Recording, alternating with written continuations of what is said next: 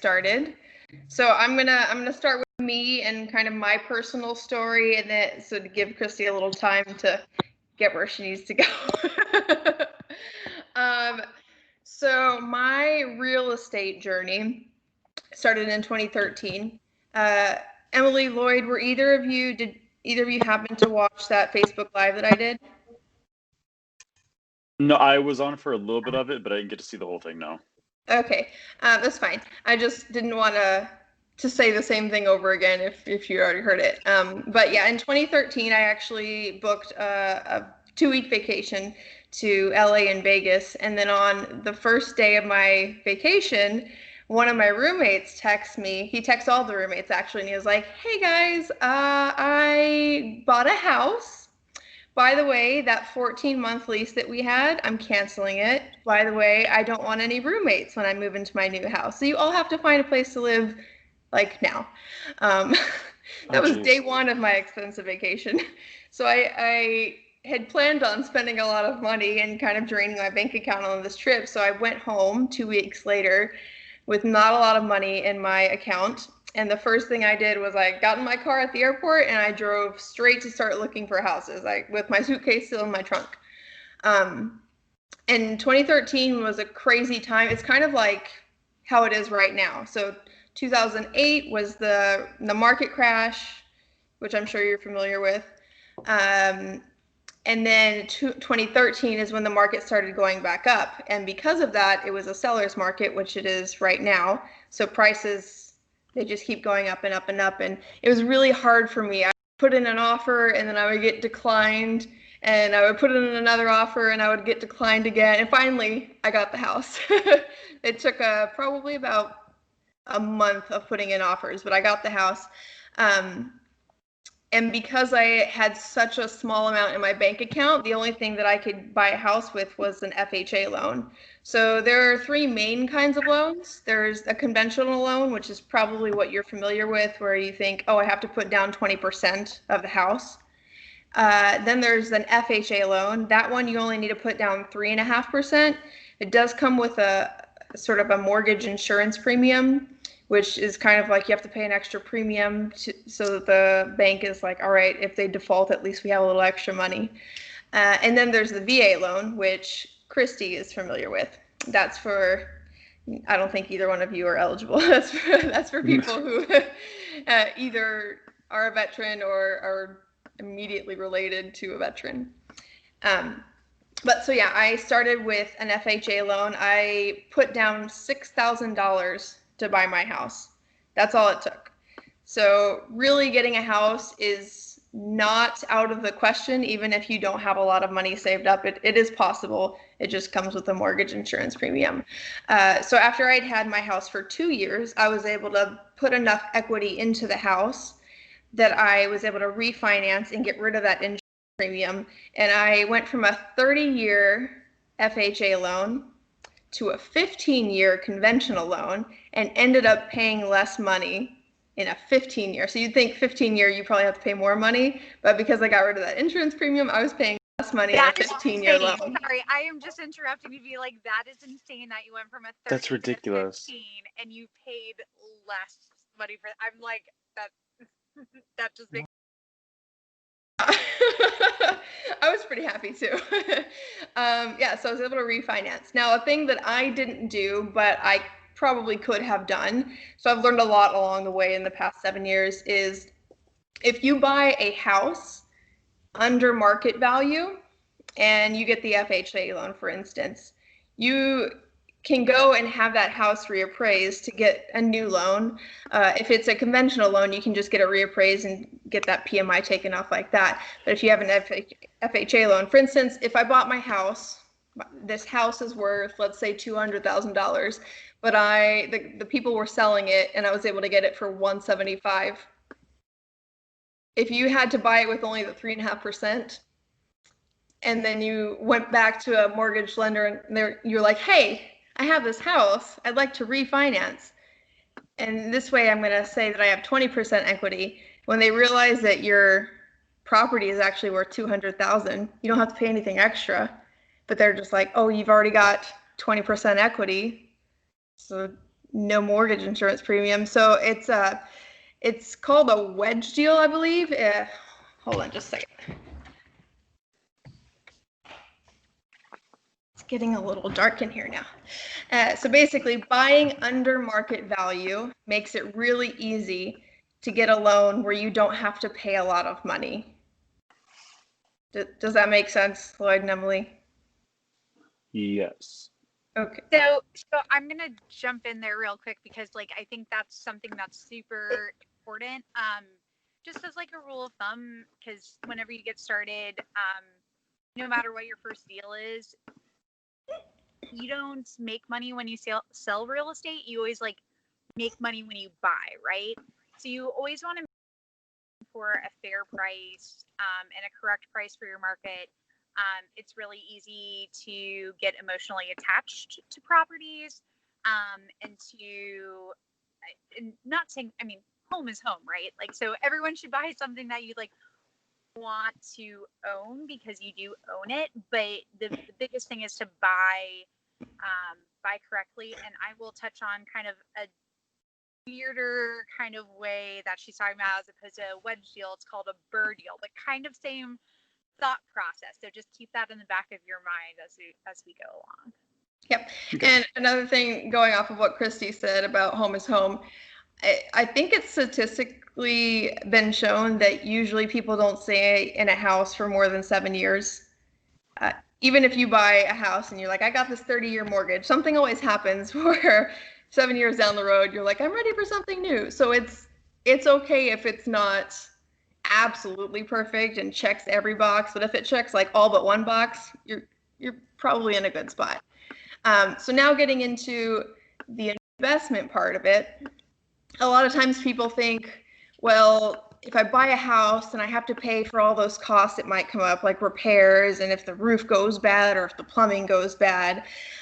So a couple months ago, I did some math, and I'm the kind of person that saves everything, which means my house is a little cluttered sometimes, but I had all the receipts for the past 7 years on everything that I've done. And where's the paper? To give you an idea of how it went. So when I first bought the house, there are settlement charges that you have to pay for, such as recording the title with the county, paying for a property appraiser, all those things. So that ended up costing me $7,900 when I bought the house, in addition to the $112,000 that I paid for the house. And then that 2 years after, when I refinanced to get rid of the FHA loan, that refinance cost me $5,500. And all the repairs that I've had, and this is going to sound scary, all the repairs that I've had in the past 7 years cost me $19,000. But when you average it out over 7 years, it's actually not too bad. And in that time, I've replaced the water heater, I've replaced the air conditioner, I've repainted the inside, repainted the outside, redone the flooring, kind of updated the kitchen, repainted the cabinets, everything. And all that cost me $19,000. Then I also included the interest, because if you were renting an apartment, you wouldn't have to pay interest. The tax, my property tax, and my property insurance. So I wanted to include everything that I would be paying that if I were to rent, I would not be paying. And that total cost me $192,899. However, in the 7 years that I've had this house, the price of my house has gone up from $112,000 to $220,000. And I've been able to rent out the spare room. So a lot of times people have roommates when they're living in an apartment or something like that, and that's called house hacking. Another way that you can do that if you don't want to share your actual home with someone is if you were to get like a duplex or a triplex. I think those are probably more common in California than they are in the Central Florida area. But if you get a duplex, you stay in one unit and then you rent out the other unit, and that's called house hacking. And by doing that, you could potentially be getting paid to live in your house, depending on what your rent is. For me, I charge $725, I think, for rent. I don't know. So I'm not getting paid to live in my house, but I'm only paying like not that much to live in my house. And so that's a great way to be saving money. Lloyd, do you have any roommates? I do. I have 2 roommates currently in my townhome So that I'm renting. yeah, so you're paying your landlord whatever you're paying, but if you were to own that townhome, your 2 roommates could be paying you. Mm-hmm. And think about what your actual rent is. I'm guessing that that townhome, you're probably paying more in rent than they're paying on their mortgage, because that's generally how it is. When you're actually renting an entire property, usually the renter pays more than the landlord. So if you were to buy a townhome, you could be living there for free if you kept those 2 roommates. Mm-hmm. So just by having my 1 roommate, and my rent hasn't always been $725. It started off at like $600 before I made any updates to the house. But by doing that, I have increased my net worth in 7 years by $79,000. And that $79,000 is if I wasn't paying a single dollar in rent. Mm-hmm. So it would be more if I was paying $400, $500, $600 a month. Yeah. Which is like an extra $1,100 a year in my pocket just by owning the house, not by doing anything else, just by living here. And that's why it's kind of like passive income, because you're not doing anything. You're just literally living. And it does come with the things of like, if something breaks, you do have to call someone to fix it, or you have to fix it yourself. But other than that, you're literally just making money doing absolutely nothing. And the best part is there's so many tax benefits too. If you rent out your house, for instance, you can deduct different things off of your tax bill. So if your air conditioner goes out, you can deduct part of that new air conditioning unit on your taxes. Take off $6,000 on your tax return. Bam. Mm-hmm. And then if you were to sell your property, a lot of people are nervous about, well, once I sell my property, then I'm going to have all these capital gains taxes. Well, if you just decide to move somewhere else, there's something called I think it's a 1031 exchange. And basically, Kristie, do you know what I'm talking about? Yeah. So you 1031 exchange your property and you defer the taxes. And as long as you have a house and you keep getting something that's a little bit nicer or something, you never, ever, ever have to pay taxes on your house, ever. It's a magical little loophole. So really there is a lot of benefits. There's this guy that I subscribed to his course probably about 6 months back, just to get even more knowledge. And some of the stuff I had already known, and then some of the stuff was really enlightening. His name is Meet Kevin. And if you're really interested in this kind of stuff, I suggest, going and looking at his course as well. It's like $280, I think, but it is worth over $1,000 in knowledge. It's really, really good information. And if either one of you do want to know about that, I can probably find the link somewhere. I'm sure in my account I can like copy and paste the link to send to you. But yeah, I think that's kind of the backstory on my end. Kristie, do you want to start the backstory on yours? Yeah, absolutely. So I do apologize that I'm driving y'all. This is terrible. Naturally, the dealership I was going to is, an hour from the place where I'm living right now, because that's always my luck. But so strangely enough, Amber and I kind of got started at the same time in 2013.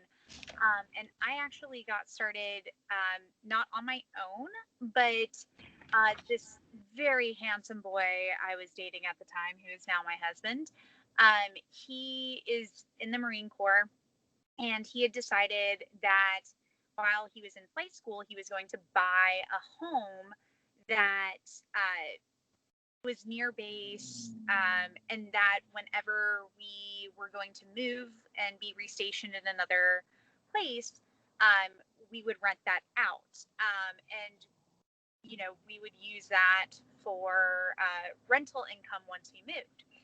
We actually did the same thing that Amber's been talking about. We ended up house hacking. So we lived with, it was a 4-bedroom, 2-bath place and we had one roommate, only one by that point. Yeah.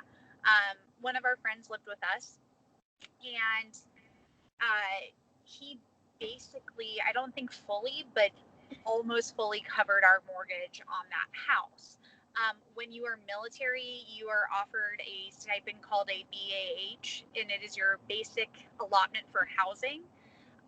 So he was paying us about half of his housing allotment to live with us, but it covered, I think, all but $100 of our mortgage. So my husband and I lived in a house that we owned for a year before we moved, basically paying $100 out of pocket to live, while also increasing our equity.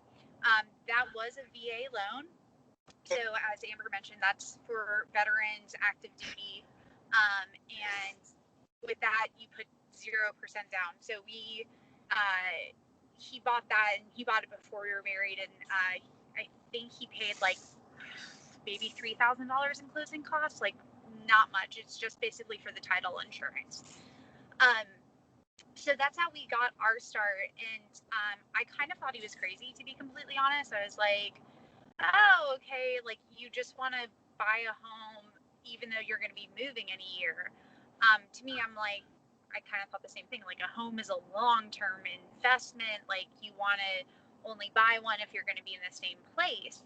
And a lot of military have that mindset. But he actually was given some great advice that was like, hey, you move a lot. Every time you move, buy a house and then rent it out when you leave. So we did just that. We ended up moving to North Carolina. There we bought a brand new construction, but we actually kind of did a really interesting deal with the builder. My husband's actually a Finnish carpenter. So yeah, Marine, pilot, Finnish carpenter. I'm a lucky girl. I know it.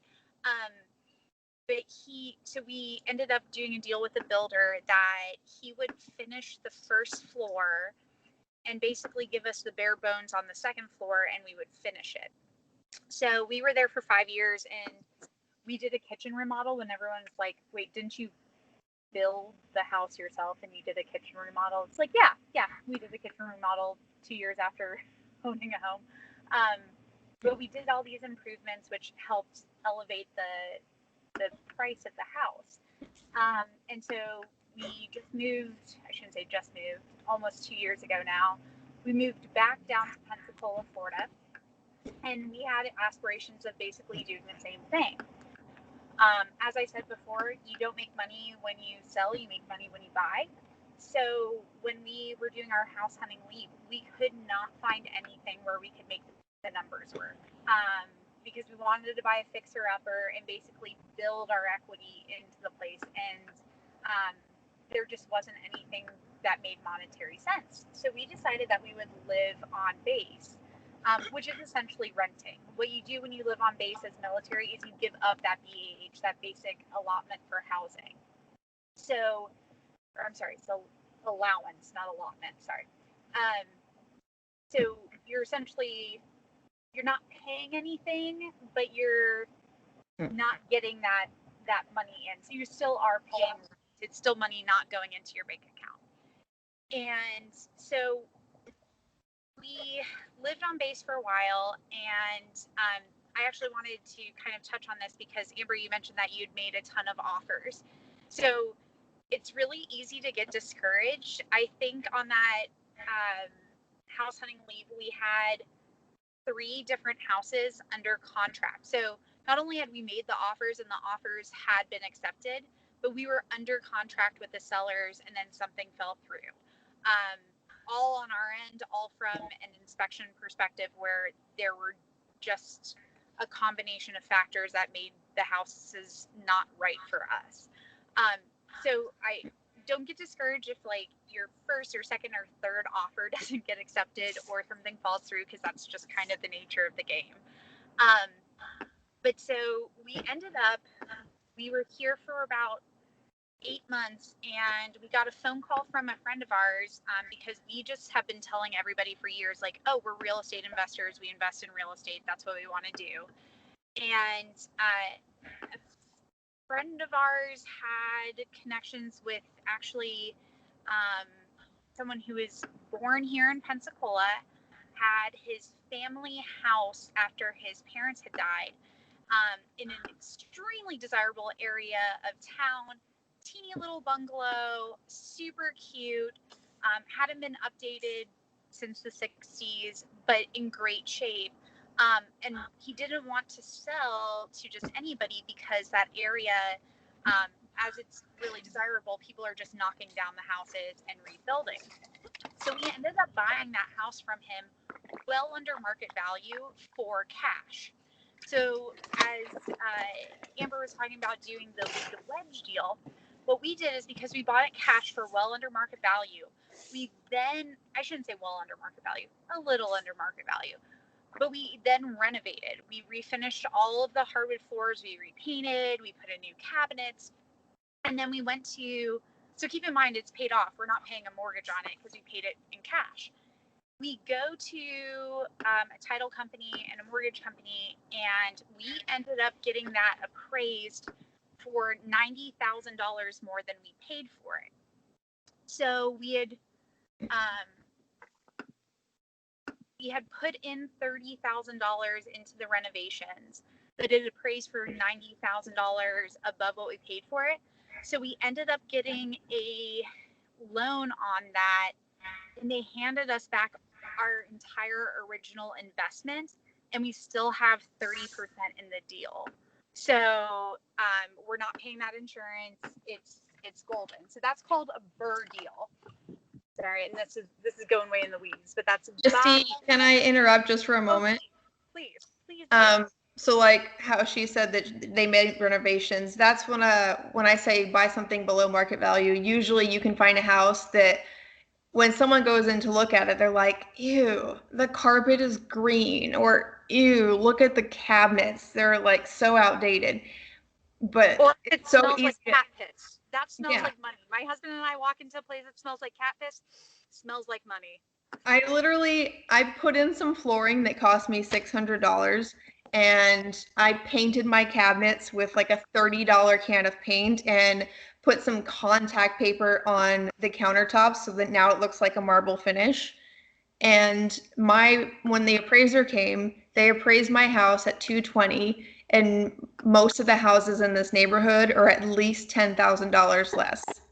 That's awesome. For a couple $100 in work. So that's like, it's really good to buy those below market value deals because it's so easy to increase the value of your home by moving in and be like, all right, repainting the walls. All right, just gonna do this little thing, do that little thing. But people sell it without wanting to bother with that. And that's how you can get houses that are less than they could actually be worth. Sorry to interrupt, Kristie, go ahead. No, that's huge. And you bring up such a good point because as I said, I'm talking about my husband who's really good at this kind of stuff. However, I mean, paint goes such a long way.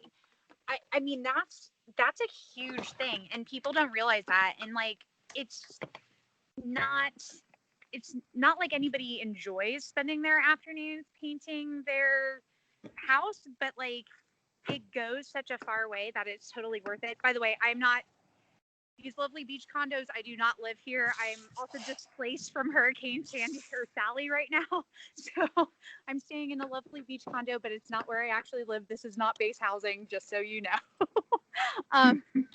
Anyway, sorry. I do apologize that I'm like moving constantly. I promise you that'll be done. But so yeah, that was our Burr deal.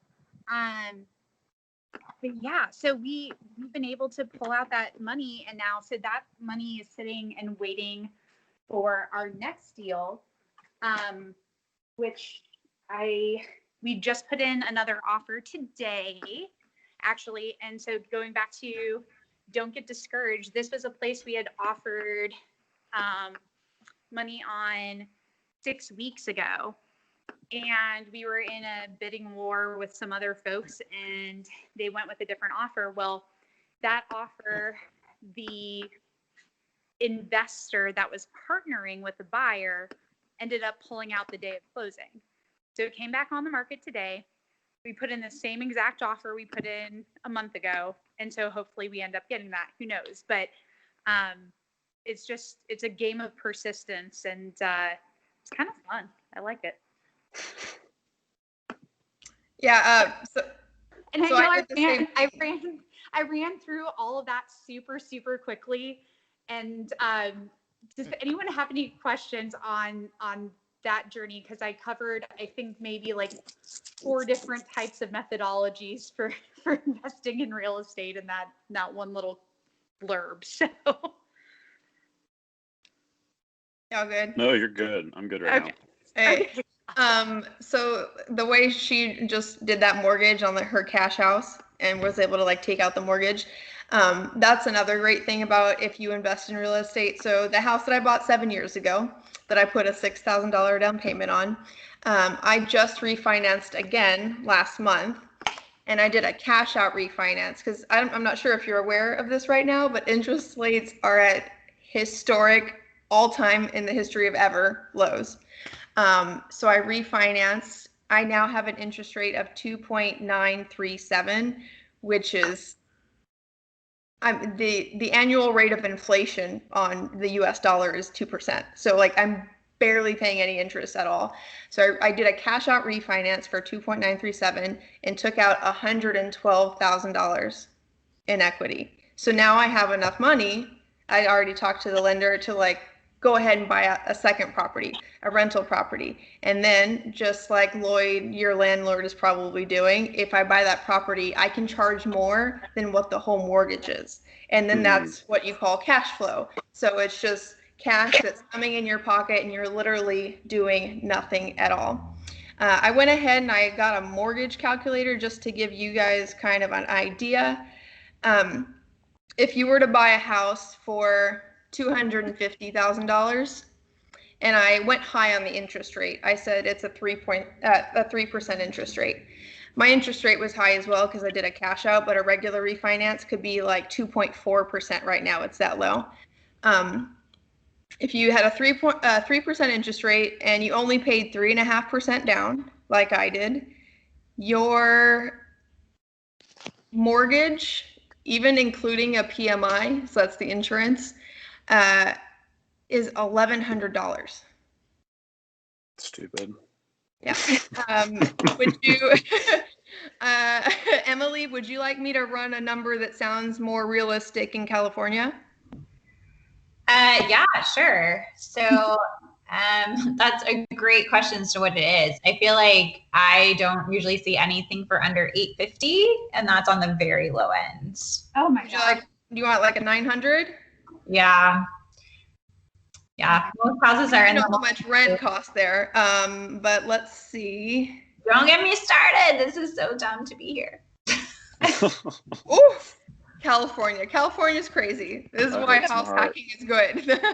So if you had a $900,000 house and you only put down 3.5%, your monthly payment would be $4,000.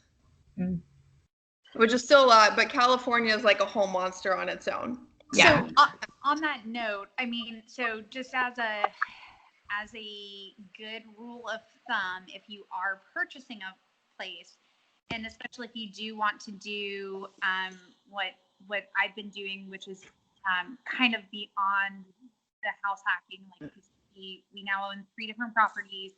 We have 3 different sets of tenants in there. And as Amber said, we cash flow on every single property. So we have tenants who are paying over our mortgage. Now that said, there's a bunch of fees. There's all sorts of stuff that comes with being a landlord. So I always want to emphasize to folks that, like, as a landlord, my job is to take care of my tenants because they are my customers, right? Like, they are paying me for the good of having the roof over their head, and they are paying for the service of me being sure that the house is in working order. So it's another job. It's not, I work a W-2, I work Monday through Friday, but like, this is also my business. So I treat it like that. I do know people who feel, and probably deservedly so, that their landlords do not view them as their customers.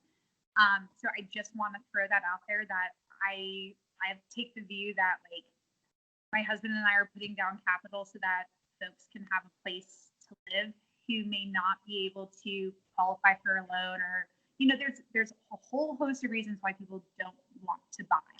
However, when you do purchase, you are purchasing in a given state, be sure that you understand your landlord and tenant laws.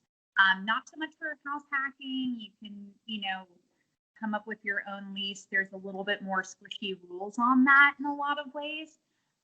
But if you are purchasing a home as an investment to rent out, I at least suggest you check that out. Florida is a very fair state, both on the landlord and the tenant side of things. I have had zero qualms with how their laws are written here. Everything is super straightforward. When you get into California, I do have friends who have had family that have for like years and years and years been landlords in California.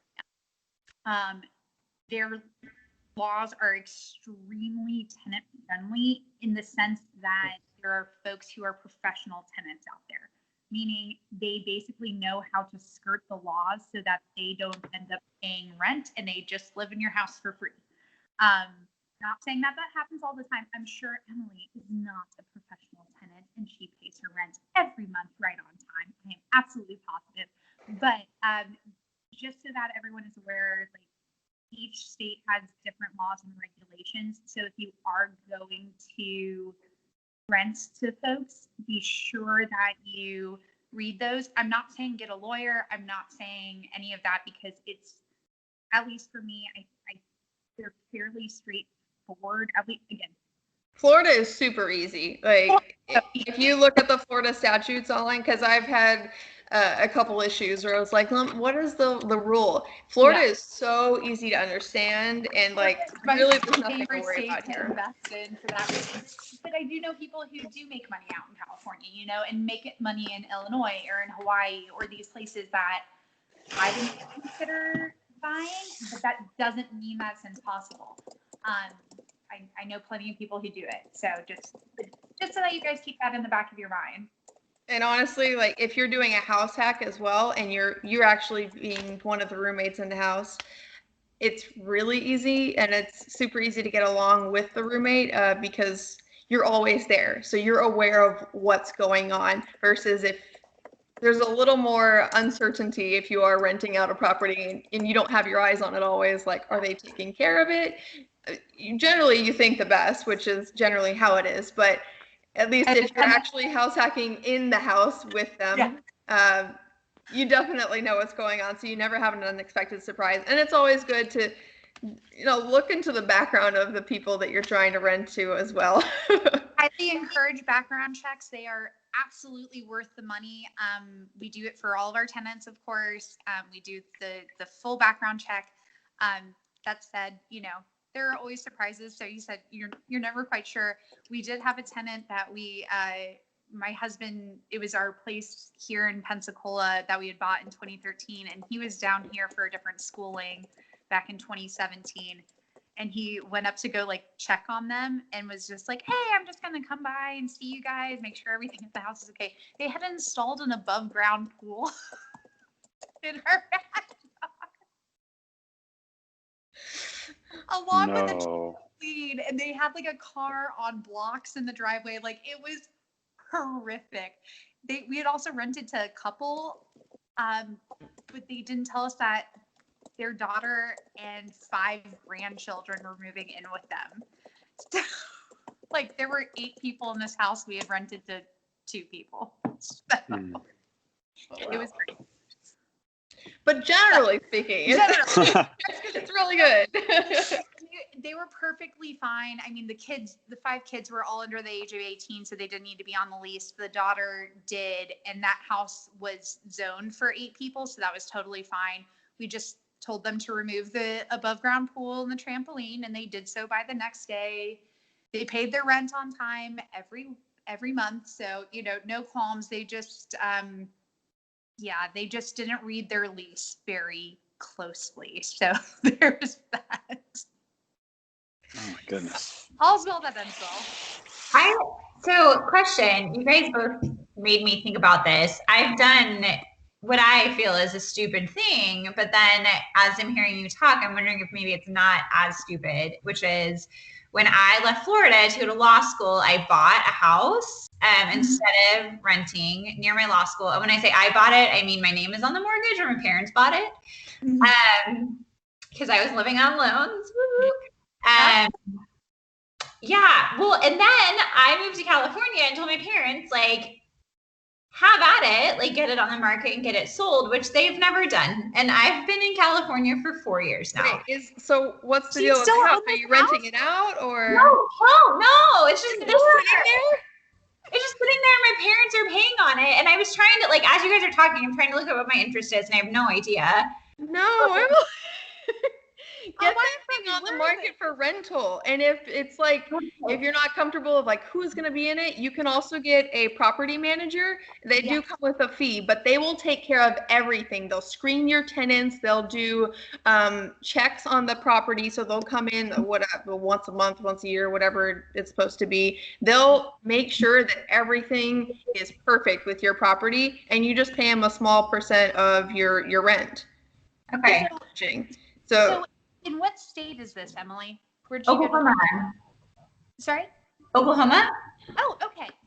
Fantastic. Yeah. So I don't know what the typical going rate is there, but what property management companies typically in the state of Florida and in the state of North Carolina charge, they usually charge you the entire first month's rent, getting the tenant in and like doing all the marketing and all of that jazz.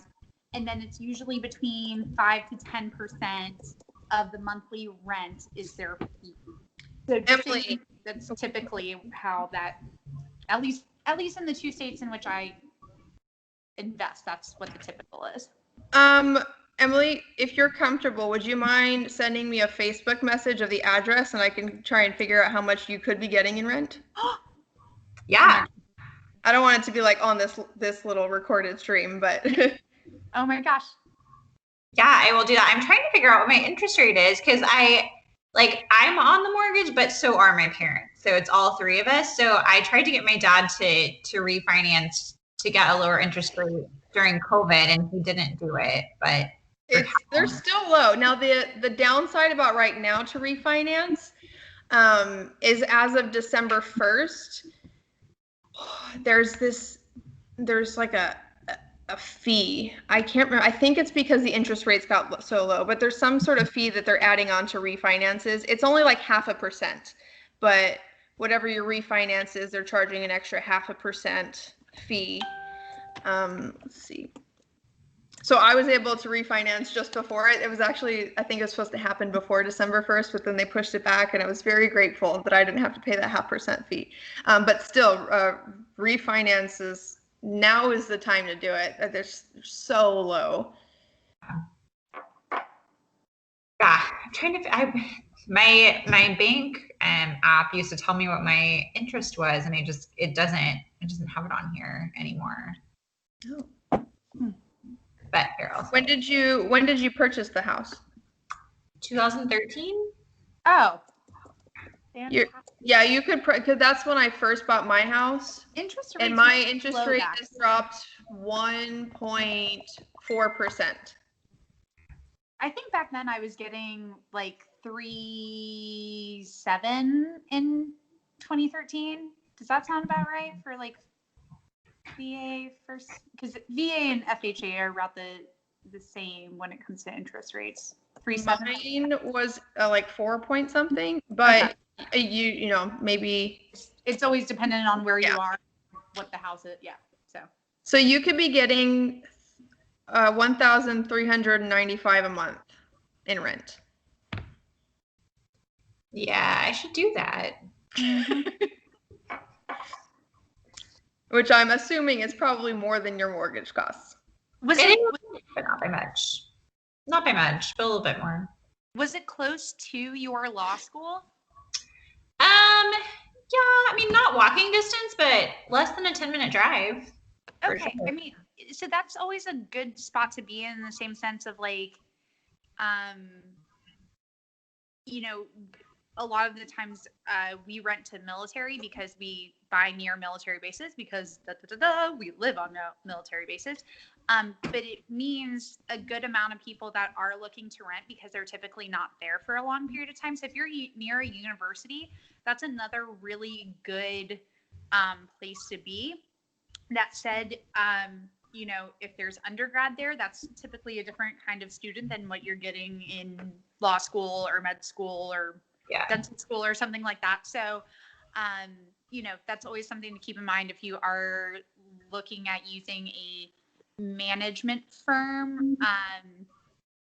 Sometimes it's a little bit difficult to, I shouldn't say screen for that, because obviously we can't discriminate against anybody for like what they do for a living or anything like that. But you can always screen on credit scores and make sure you get a screen on credit scores. Yes, you can screen on credit scores. You can screen on their debt to income ratio. So say, you know, you have someone who makes $50,000 a year and you have someone who makes $75,000 a year. It's not discriminatory to rent to the person who makes $75,000 a year because they have a better income ratio to what you're charging them in rent. So if, just again, things to keep in mind as you go forth, that like when you're screening for tenants, to be clear and concise about what your requirements are, so that when you're screening for them, and you know, we have clear and concise baselines. But for instance, our house that we got in 2013, when that thing, when someone moves out, we have probably 10 different people interested the next day in it. We've never gone more than 24 hours, besides when we repainted and recarpeted it 2 years ago. We've never had it vacant for more than 24 hours. So typically when we get people that much interest, we kind of can go, okay, so these people have the best credit score and, you know, the best job. And you can discriminate based off of whether it's a W-2 or a 1099. So if they're a salesman who works off of commission by someone who has like a salary-based job, you can also discriminate on that as well. And discriminate sounds bad. That sounds horrible. But you can offer, like, you can have a better safety net for those folks than otherwise, if that makes sense. And Lloyd, the good thing about, you're in Orlando, right? Yeah. Yeah. So the good thing about the Orlando area is a lot of neighborhoods are zoned for both short-term and long-term rental because of it being a tourist destination. So even if you were to want to move in the future and you're like, well, I got this house, what do I do with it? It's so easy to find tenants here, whether it's like the constant inflow of Disney people or Universal people, or if it's the people that come from the UK that want to spend, if you want to do short-term rental in the property, they spend like 2 weeks when they come from the UK, or anyone really who's coming to visit, and you can charge way more on short-term rentals than you would like a standard, you know, lease sort of thing. So I have also, just like Kristie, I have never had a single day that this property has not been rented out. And generally, when people have a property that they are using as an investment and they're trying to rent it out, usually people will have like a sort of contingency of, oh, I might go 30 days without filling the house with the next tenant. Mm-hmm. But in Orlando, you don't have to worry about that in Orlando because there's constantly this sort of interchanging of people coming in and out of the city that it's not a worry. One word though, in the state of Florida, if you rent to anyone for fewer than 6 months, you do have to furnish the property. So just FYI, that is, so you do have to, that said, I mean, as Amber said, like, you can Airbnb. Are you sure about that? Okay. Unless it's changed, it may have changed, but when did I check that? Okay, thinking back on that, I'm from my property management days, which were about like 6 years ago. So maybe it's changed in the last 6 years, but I thought case because if you're technically those are short-term rentals, so they're vacation rentals. So like I thought you had to furnish I them. think maybe unless it's sort of an oral lease. If you have someone who moves in and they're just kind of paying month to month, you don't have to furnish. Oh, month to month is, I think you have to have a baseline one and then you can go month. I don't know. I can't remember on that one. I'm going to have to look that up. That's a great question. We can get back to that. Once we post this, I'll put my research in the comments and then we can actually know what the deal is on that. But yeah, do either of y'all have any more questions? Lloyd, do you have anything or? No, it makes sense. It's a lot. It makes sense. It's a lot. It's a lot of information. I think we both just gave you guys 7 years worth of information that we sort of accumulated. Yeah. I think it's so great. It's always a bummer to live in California because it feels like a huge lift to get started. Like. Yeah, I'm not gonna lie. California is hard. California and New York are both like monsters on their own of just astronomical rates. So definitely look into the whole duplex thing of like house hacking. It's possible. It's just a lot bit harder than Florida. So I'll also put out there, because I know Amber mentioned a couple of her resources that she's used over the last 7 years. I listened to a podcast called the Bigger Pockets podcast. It is devoted to real estate. They also have a Bigger Pockets Money podcast that's more like focused on frugal living, getting your net worth up, different kind of hacks for money credit card hacking, which is my favorite thing of all time. I feel like, Amber, do you credit card hack? Yeah, I just got a new credit card to buy my new air conditioning unit back in June. I got 60,000 bonus points. There you go. See, I'm telling you. So we should do another one of these, just talking about our travel credit card hacks. I'm all in about it. But yeah, so Bigger Pockets, and they also have like a blog and a forum and all sorts of different things. They publish a lot of books. But the podcasts are a great way to start because I think they even just started a new spin-off podcast that's specifically targeted for beginners as well, which I would have loved to have had when they first started coming out with podcasts, but that's beside the point. So yeah, that's a great resource as well for you guys, if you guys are podcast fiends like I am. Right. I feel like we covered a lot then. Lloyd, if you are really, want to get the ball rolling on the real estate thing, I'm working on my real estate license right now. I still probably have like a month left to go, but in the future, reach out to me. I've got lots of knowledge, not just in the real estate, but like investment, and I can be very helpful on trying to figure out how to best, allocate things.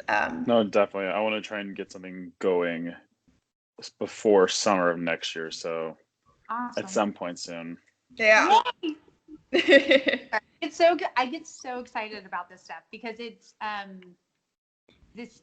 been so much fun for my husband and me, and it's been truly life-changing, and it's been such a good way for us to kind of rethink the future, because as I said, he's a Marine, and I always told him, like, when he gets the chance to get out, I don't want him to feel that he has to stay in, which he can get out now. So this was years ago, but like, I didn't want the reason for him to stay in the Marine Corps to feel like he has to take care of our family, instead to be focused on like what's going to be the best thing for us going forward. And so this has given him the freedom to kind of choose how to go forward, and when he gets out, choose whatever he wants to do best.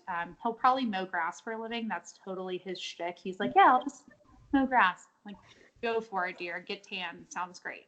But yeah, so it's been so much fun talking with Amber a couple of times over this and getting super excited. And I was just thrilled to be able to be here and chew your ears off with all of my overexcitement tonight. And just to give you guys an idea that like you don't have to make a lot of money to actually get the ball rolling. Like, I am a perfect example of you don't have to make a lot of money. You guys know what I make. You know where I work. The fact that, I have a $200,000 net worth, and when I started at $6,000 7 years ago, like, but on a Disney paycheck. So, yeah. So I think that this was a good, hopefully productive call. Absolutely. Thank you so much. No more questions, right? I guess we could call it a night. Yeah.